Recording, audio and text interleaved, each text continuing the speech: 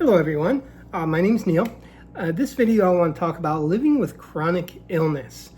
There's so many of us out there that do, and we fight with it every day, and we go through the ups and downs, and we just, we have to deal with that as part of our life, and that can be difficult at times.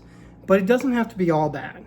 It kind of starts with the mindset, it really does. A little bit about me though, I have end-stage liver cirrhosis, but I also have hypermobile Ehlers-Danlos syndrome, which is a connective tissue disorder, which affects, the connective tissue in my body, and also other various things. You have connective tissue everywhere in your body, internal organs, in your muscles, in your joints, so on and so forth.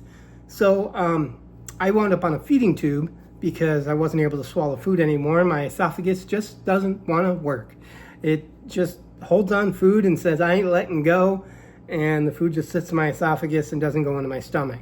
So I have a feeding tube now in my stomach, and I am grateful to it because I am now able to get the nutrition I need and the proper nutrition, and that gives me more energy and allows me to continue on, breathing. And so there are positives to it. It is difficult, it's hard, it can be painful. Everybody's chronic illness may be a little bit different.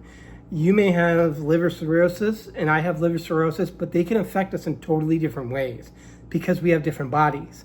We have different histories. We have different other conditions that maybe go with it. We have different different settings and stuff. End-stage liver cirrhosis is when the liver no longer does its function properly. It is mostly all scar tissue at that point in time, which means it will not regenerate. Well, that causes lots of issues throughout the body, your immune system, which lately I've been dealing with cold after cold after cold, and you can probably tell by my voice I'm still fighting one off now as we speak. But back to what I was saying, and then Ehlers-Danlos syndrome, which was a connective tissue disorder. And both those things combined can make it pretty difficult. On the positive side, end-stage liver cirrhosis requires a lot of certain nutrients, especially excess protein, to be able to keep you going because your liver no longer produces proteins and processes them properly. And now that I get this specific diet that I put in every day, a certain amount, I get exactly what I need every day, which is a positive. Would I like to sit here and enjoy a piece of pizza or a cheeseburger or anything else that tastes good? I would, of course. But if a choice between enjoying a cheeseburger or enjoying life, I'm going to choose life. And sometimes we have to do that kind of stuff.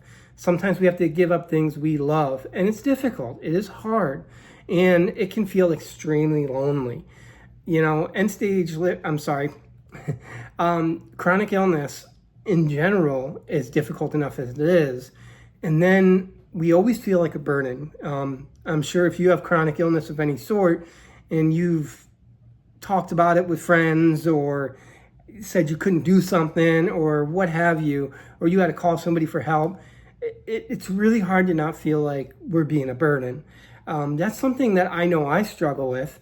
And from so many people I've talked to, it sounds like it's a common struggle. But it is not our fault we're sick. So one, you got to remember that. It is not your fault you're sick. These things happen.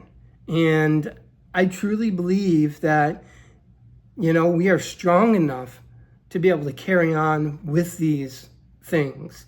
It's not easy, and nobody said it will be easy. It's going to be difficult. It's going to be hard. But you can do it, and you can push forward. Sometimes we have to reach so deep down that maybe we feel like nobody would understand how far deep down we have to reach to be able to continue on and to push on through our day. There's nights that I go sleepless nights just because of the fact that my joints are going nuts. And those are difficult. Those are very difficult. Some of the worst ones I wind up having, and I try to carry positive as much as I can. If I have a bad day, I try not to take it on other people, and that can be hard. Sometimes you're having a bad day and somebody says something rude to you, or it's completely what they say is uncalled for, and it really makes us want to say something back. But sometimes it's better just to smile and push on, because you know what? Their opinions, they don't matter. What matters is you taking care of yourself and being an advocate for yourself. And sometimes we have to put ourselves first to carry on throughout the day. And it's hard. It really is, because we want to help other people. You know, maybe you want to do a certain job and you're not able to do it anymore. Maybe you used to like doing a certain hobby and now you can't do it anymore. That happens quite often, and it's hard. It really is. But find other things to replace those things with, smaller things that are easier managed. Being disabled, I live on a budget now, so I can't afford to do a lot of things. So I find small things that I can enjoy. I watch a lot of movies and, TV shows and stuff like that, unfortunately, because I'm home a lot. And that can be difficult on its own. I struggle with that. I'm by myself. I live by myself. And I'm kind of, at home, and the money's really not there to go out and do things whenever I want. So I'm at home just watching the same TV shows over and over again, or what have you, But there are good days that come to it as well. There are days where I get to do things. There are days where I get to enjoy myself. And, those are what we need to live for. Those are what we need to think about. We really do, especially if you're dealing with chronic illness, because not every day is going to be a good day. Some days are going to be bad days. And tell yourself, you got to remember that it's okay to have a bad day. It is. It's okay to have a bad week. It happens.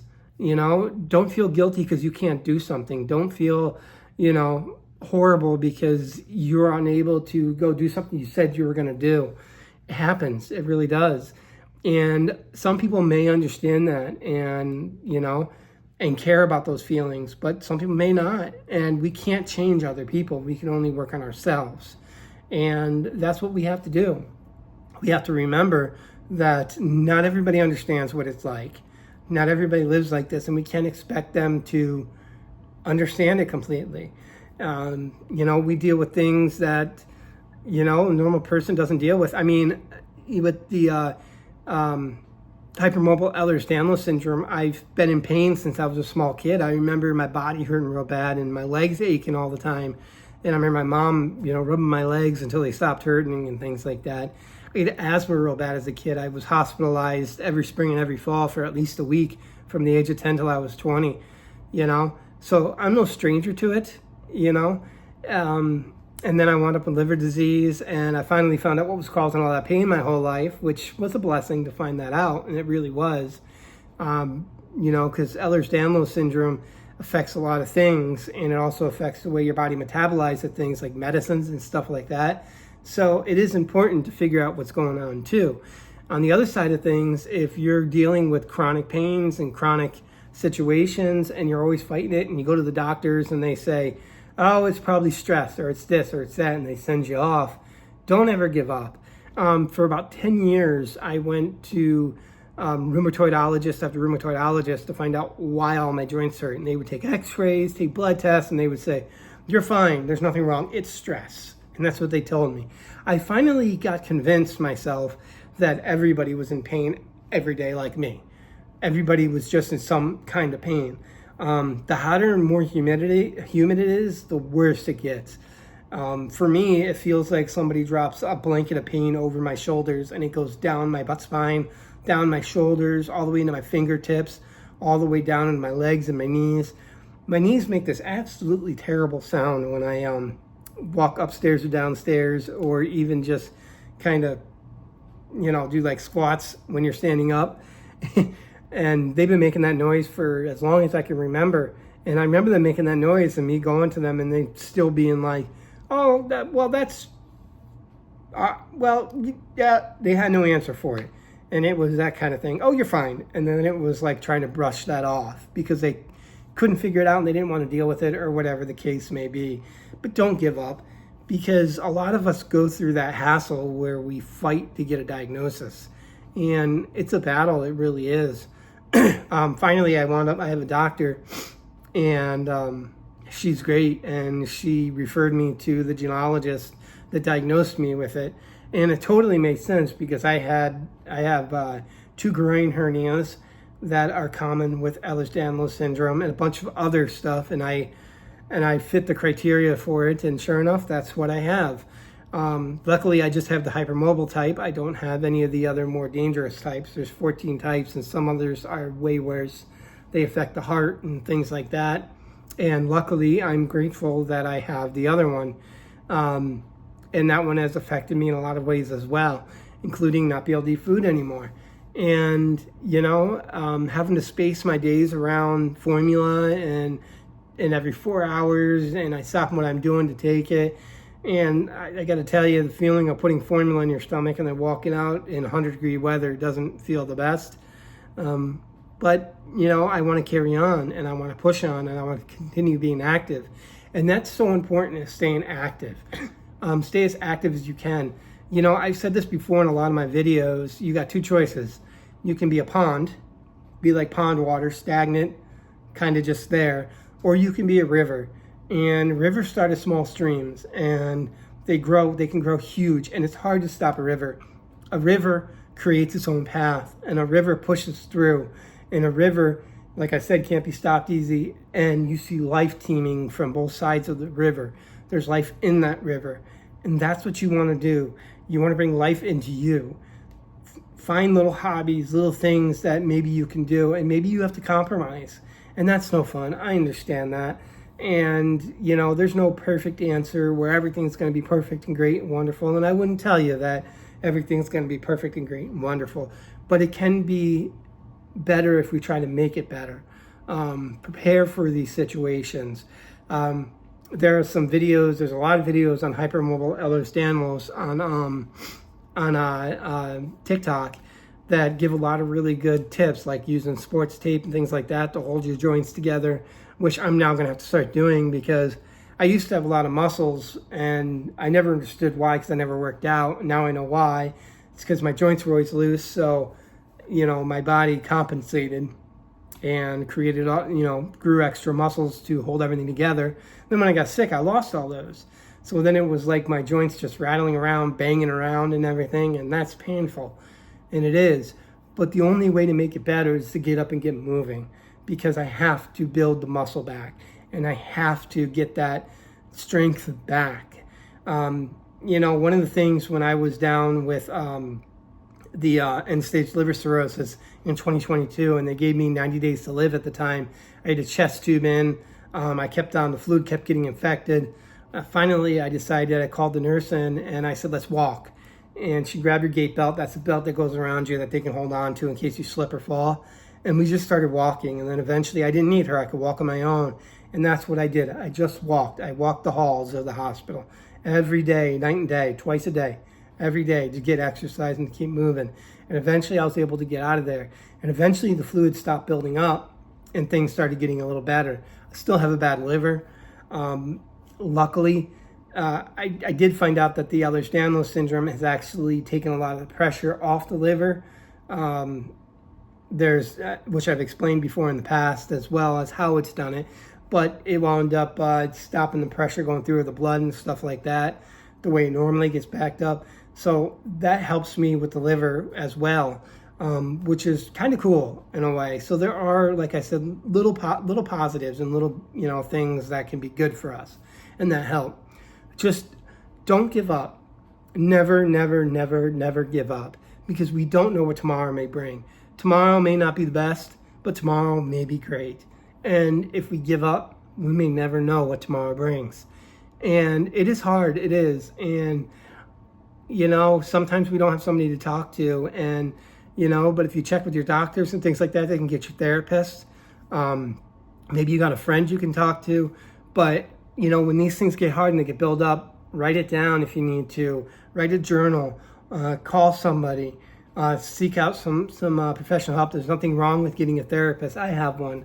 And just push on, keep on carrying on, because we have to. This is our life. We have one life, and this is ours. And it's so important to keep pushing forward. Maybe you've got things in the past you've dealt with and you've gone through some hard situations, and you can't change the past, but you can change the future. And that is important. So keep pushing forward, keep moving. You know, it's not easy, I know that, but I believe in each and every one of you. I believe that everybody has some deep down power inside that they can pull from, and it's just a matter of finding it. And I wish everyone the best, and I wish everybody the best luck in the world out there. I hope that things do get better for everyone out there that's watching these videos, and I really do hope that, you know, we keep moving on and pushing on. I want to thank everybody for watching my videos. If you liked what you saw, please hit a like and subscribe. It does help me a lot. And also in my videos, there's a link in there if anybody wants to help me. There's a link in there. You don't have to, but if you want to help me to, you know, keep making these videos and things like that, that would be great. But again, I want to thank everybody for tuning in and watching, and I wish everyone the best, and stay blessed.